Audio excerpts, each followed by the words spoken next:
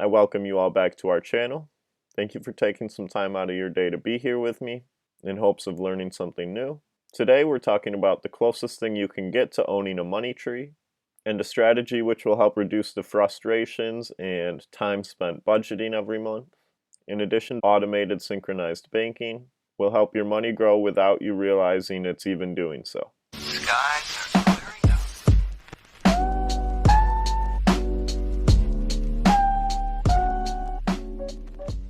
We're first going to talk about the benefits of automated synchronized banking. I'm then going to show you a little infographic or flowchart which will help you visualize how exactly it works.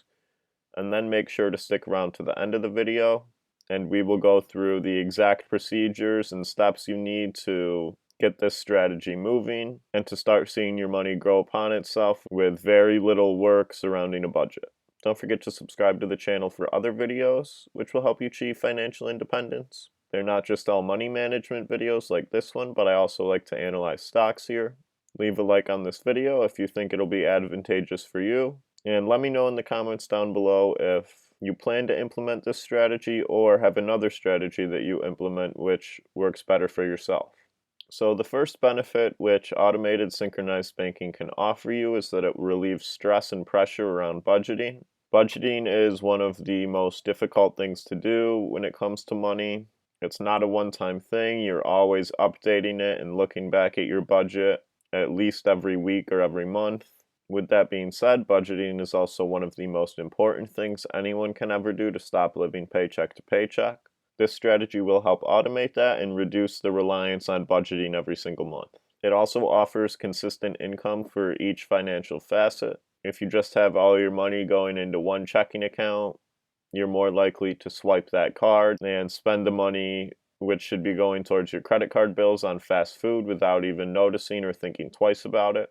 It's very easy to just swipe that card and then look at your checking account at the end of the month and think you had much more money than in reality you do. This kind of goes hand in hand with the third benefit. It helps you accumulate money over time. If you subscribe to this strategy, you may not even realize how much money you're saving for each particular facet. Say you set aside $70 each week on gas, and the past 2 weeks you only spent $50 on gas.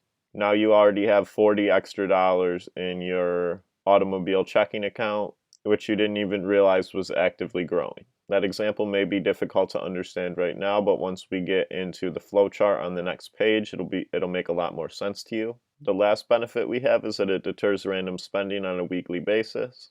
Most people out there just spend their money and they don't even realize that it's gone at the end of the month. Because this strategy is a form of automated budgeting, it involves moving your money around. Again, you'll understand better once we look at the flowchart, but it will in a way put a cap on the money you have for your fun expenses, such as purchasing amenities or going out to eat.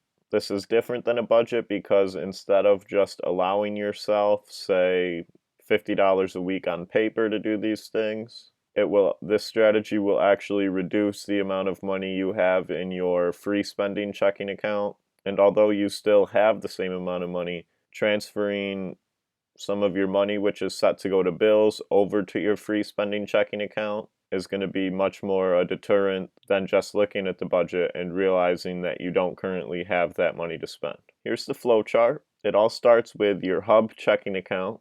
This will be your main checking account where your paychecks are deposited.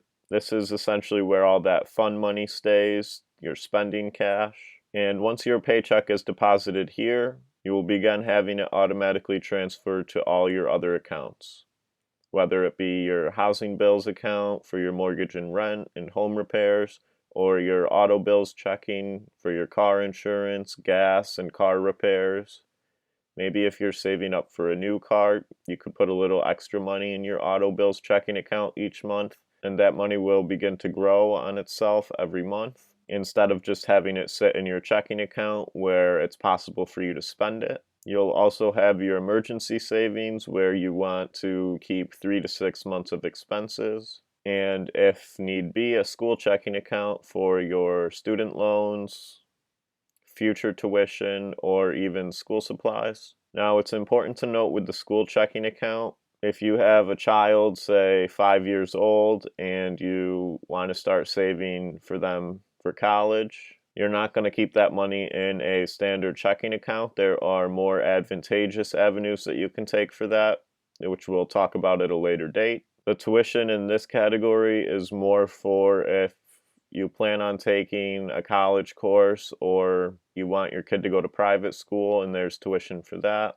Then you're essentially just setting money aside so when that date comes where that tuition is due, you don't have to pull it out of your main checking account. You should also be transferring money to your investment account and into your retirement accounts, whether that be a 401k, Roth IRA, or just a traditional IRA. Before we get into the proper procedure and steps in order to automate this process and have it become synchronized, I want to remind you guys to leave a like on the video, subscribe to the channel, and turn the notification bell on so you can stay up to date on my new videos which are released. So the procedure here is you are first going to want to track your expenses, whether it be in a budget or you're just tallying up how much you're spending for an entire month. The reason for this is you need to know how much money to divvy up into each account per month. If you spent $50 on gas last week and your insurance per month is $200, we'll keep it as a nice round number.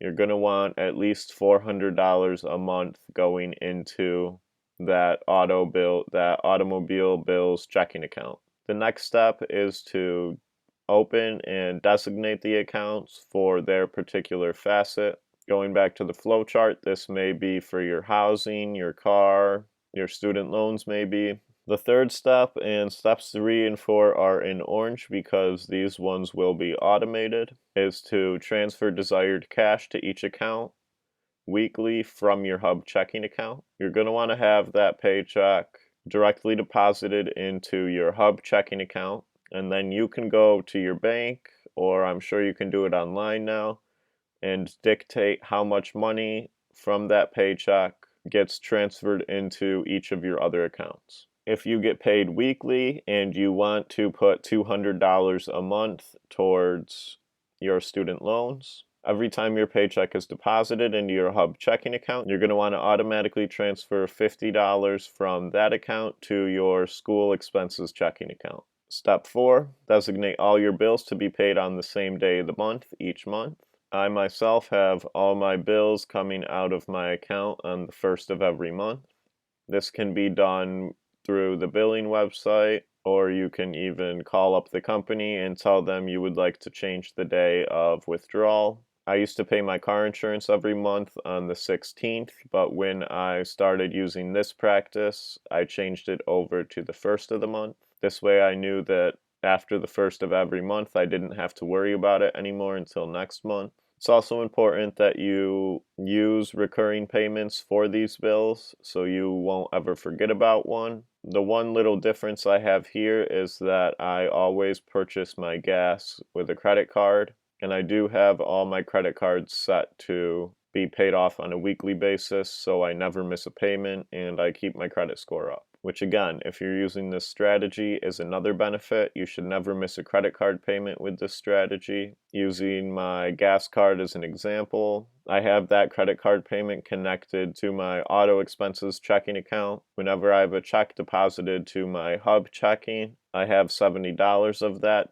automatically transferred to my auto expenses checking account, which I have my credit card linked to and is automatically paid off every week. So I'm confident that the money's already in there and I don't have to worry about missing a payment or accruing extra interest and losing out on some money, which over time will eat away at the money you have and also has the ability to drastically lower your credit score. And the last step is to monitor what's going on in each of your accounts at least once a month. Because all of these transfers are set up to happen automatically, there shouldn't be any problems, but you want to stay on top of it just in case something happens. And also because all of your bills are synchronized to be withdrawn on the same day of each month. For at least the first few months of using this strategy, you want to make sure everything's moving smoothly and nothing's going astray.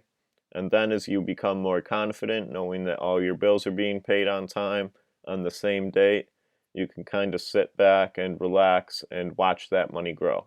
Obviously, the money is going to grow in your investment account and your retirement account because there's no bills coming out of there. But for your housing expenses checking account, for example, where you constantly have your mortgage coming out, how exactly is that money going to grow? Let's just say you set aside an extra $25 a month for home repairs in that account. If you don't have to make a home repair for 5 months, that account will have an extra $125 in it. So you can kind of see how this money will begin to grow linearly over time. I want to thank you all for tuning into today's video. If you liked the video and you think it'll be helpful, hit that like button and subscribe to the channel for similar content like this. I really do encourage you to begin using this tactic, as I think it will help not only reduce some stress around budgeting, but also reducing the money spent on things you don't necessarily need, which is a problem that we all have. If you need help with tracking expenses and setting up a budget for that first step in the procedure, I have a video on that. I'll throw it up on the screen and link it down in the description. I also have a couple videos on the different retirement accounts and 5 exchange traded funds for retirement, which could be beneficial if you need to get that part of your financial independence rolling. Those will be in the description as well. As always, I'm Patrick Zimmerman. Thank you for your time and have a nice day.